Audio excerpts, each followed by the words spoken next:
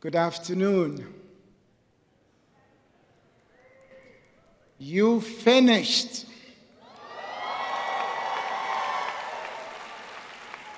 Now, let me say it the way my mother would have said it, and there's a story behind this. You finished the race.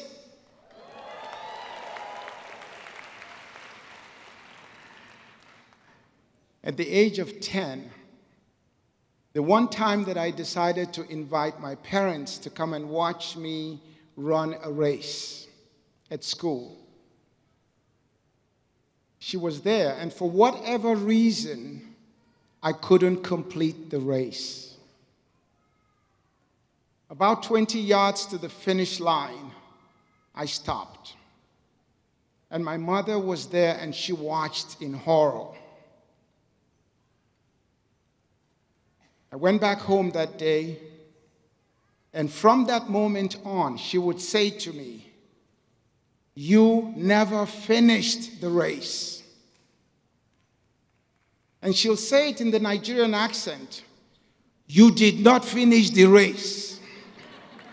And this went on, and every guest, every visitor we had heard this story. That's why I started by saying to you, you finished, and you finished the race.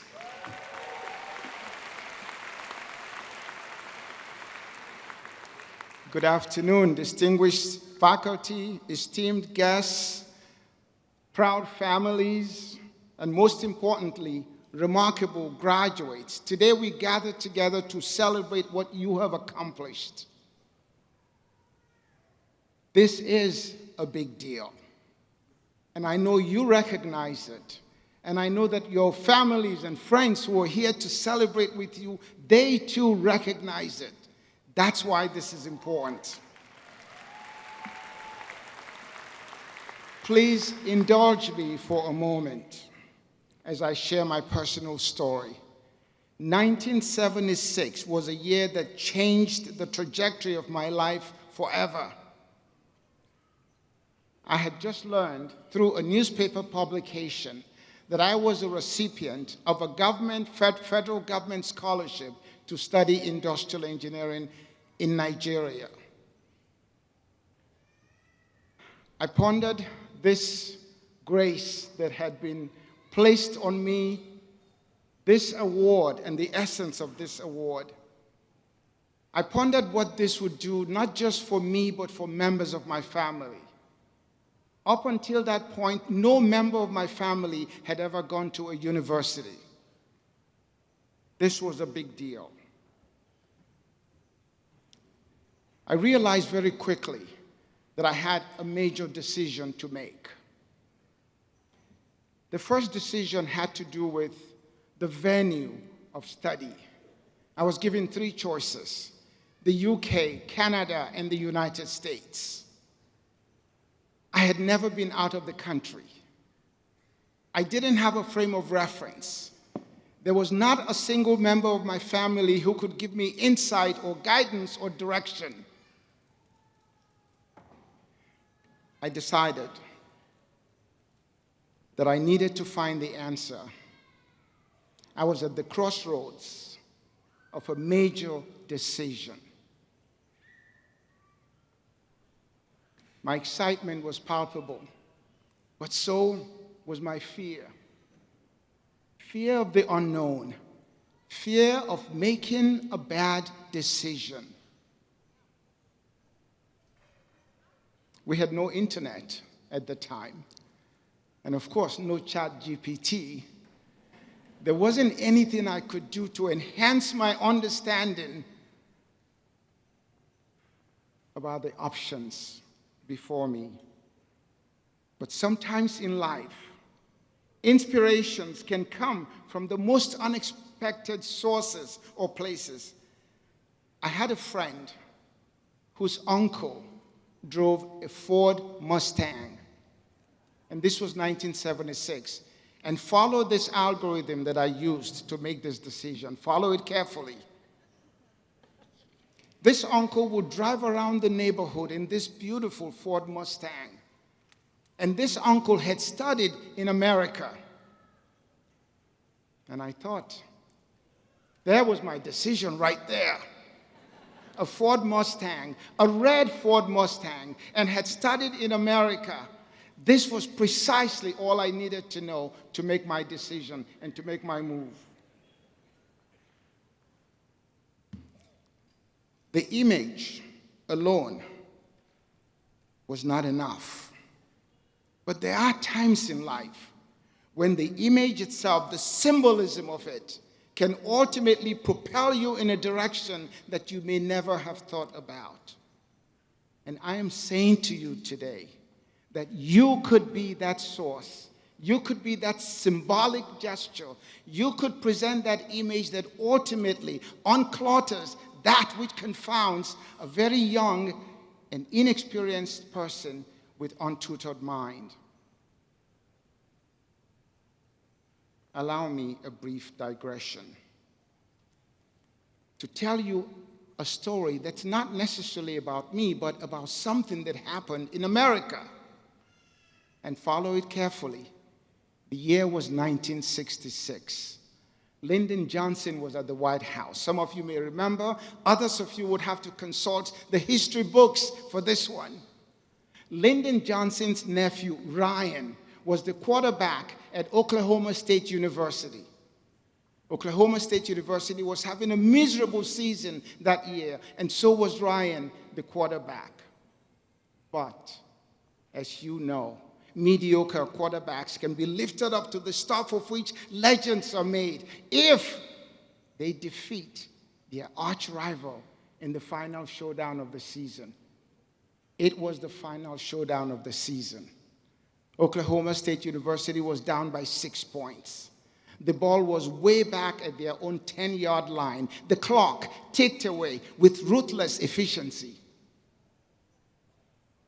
Everyone knew at that point that there was no way Oklahoma State University could win.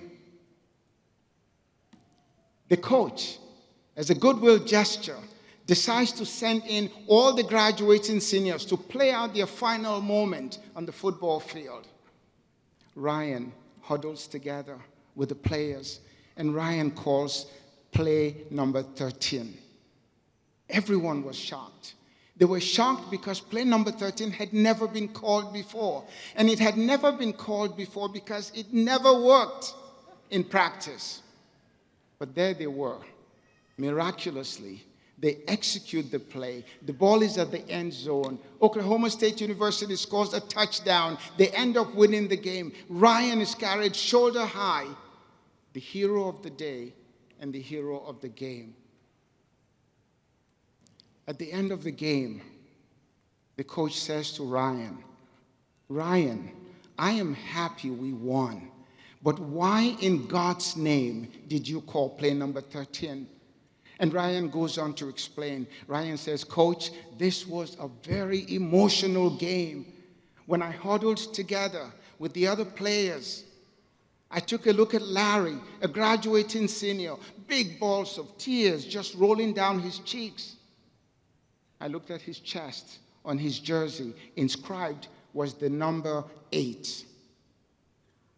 I took a look at Ralph, another graduating senior, long stream of tears flowing down his cheeks. I looked at his chest on his jersey, big bold number 7 inscribed on his jersey. In honor of the graduating seniors, I put 8 and 7 together, and I called play number 13.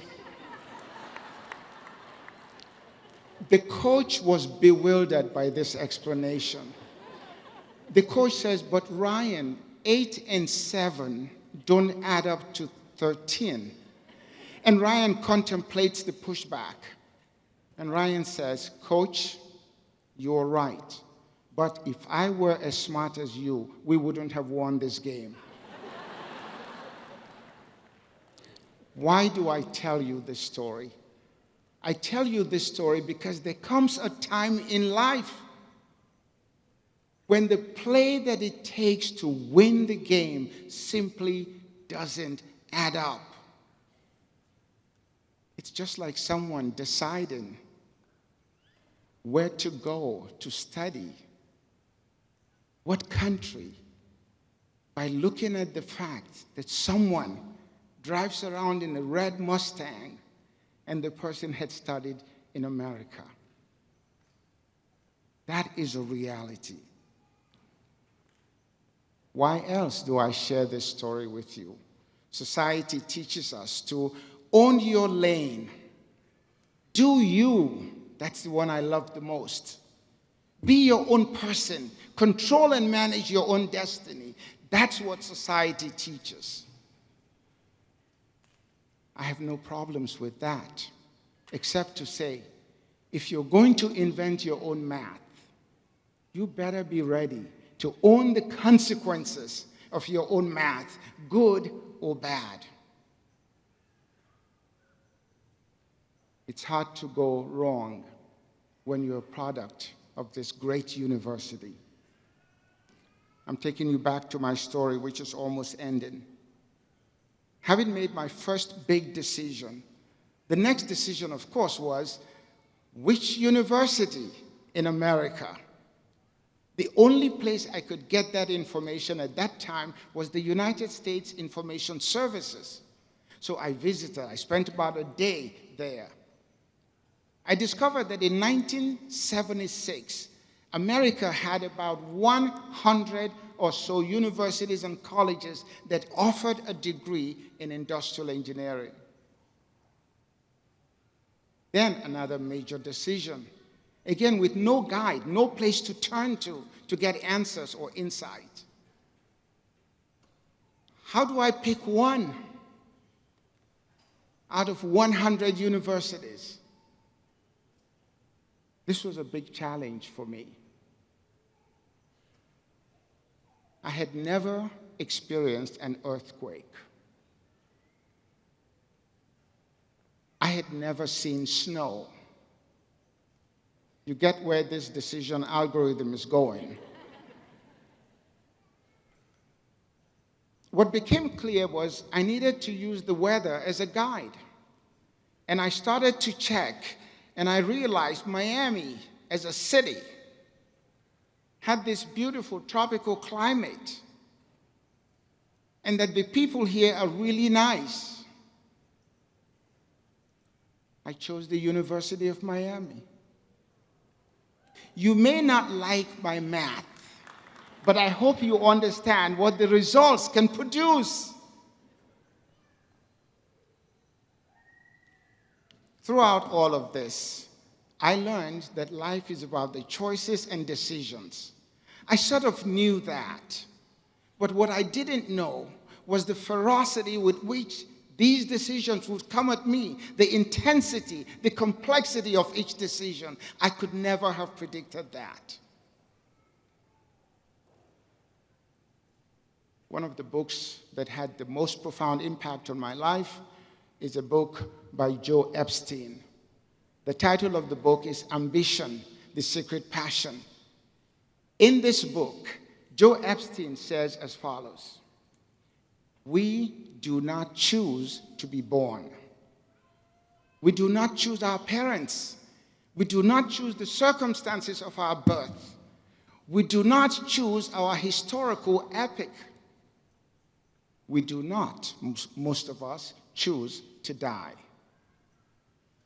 Joe Epstein goes on to say, no matter how indifferent the universe is to our choicelessness, there are certain choices and certain decisions we must make.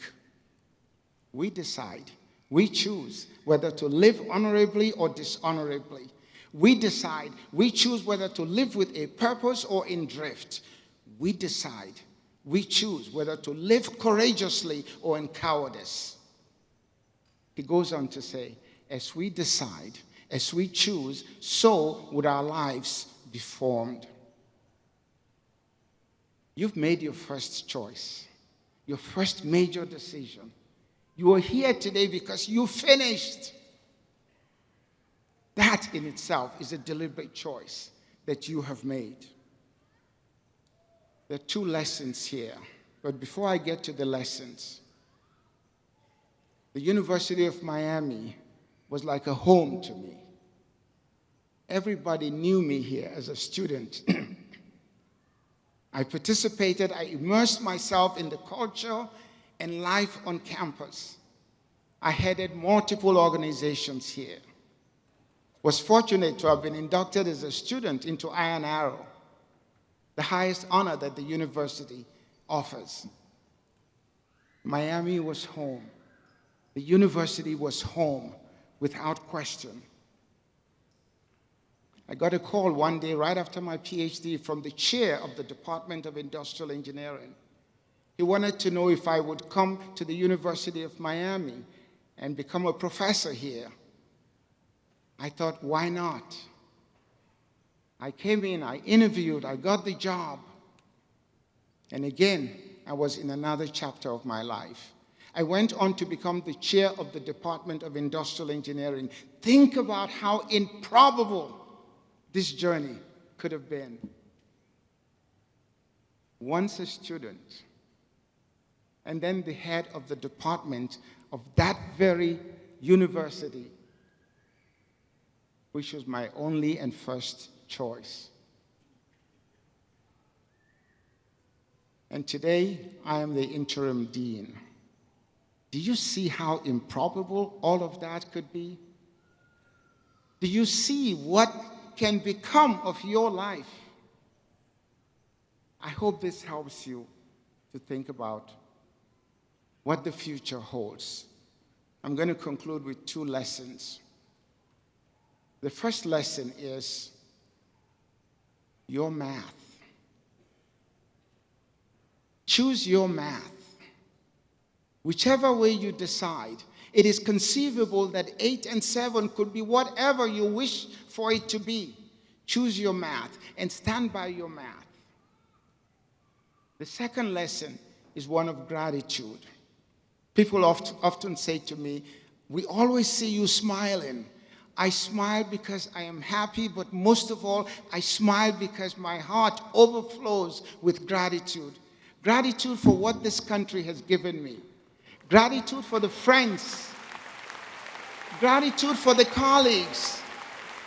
Gratitude to the University of Miami. Gratitude to my parents. And yes, gratitude to a student who had the courage in one of my very first classes. The word was S-H-E-E-T. And each time I would say the word in class, students would giggle. I had no idea why. I'll say S-H-E-E-T and then paper, off paper, something like that. And this one student had the courage to come to me. He said, Professor, you may not know this, but the way you pronounce that word, it means something really bad in America. I am grateful for that student. I know as you sit here now, you're dying to hear me pronounce that word. It's not going to happen today. We're pressed for time. In conclusion, it is indeed an honor. It's a privilege to be able to speak to you, to be able to share my experience with you. I'm simply urging you never to forget the way you feel right now, the gratitude that you feel, the appreciation you have for your teachers, your parents, and the like. Do not ever let these recede from memory. Go Canes. Thank you. Thank you so much.